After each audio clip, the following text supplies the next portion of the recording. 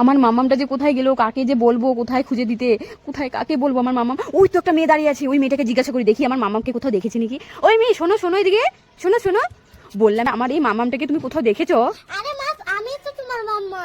আরে না, তুমি কি বলছো উল্টাপাল্টা কথা। এইটা আমার মামাম, তুমি আমার মামাম হতে পারো নাকি? না মা, আমি তোমার মাম্মা। না না না, তুমি আমার মামাম না, এইটা আমার মামাম। আচ্ছা মা, আমাকে চিনতে পারছে না, করে কি করে আইডিয়া। মা যে আমাকে কালকে নতুন ড্রেসটা কিনে দিয়েছিল, যে ওই ড্রেসটা পরে আছি, তাহলেই আমাকে মা চিনতে পারবে। যাই, এবার আমাকে চিনতে পারছো? তুমি যে আমাকে নতুন ড্রেসটা কিনে দিয়েছিলে। আমি তোমাকে এই নতুন ড্রেসটা কিনে দিয়েছিলাম।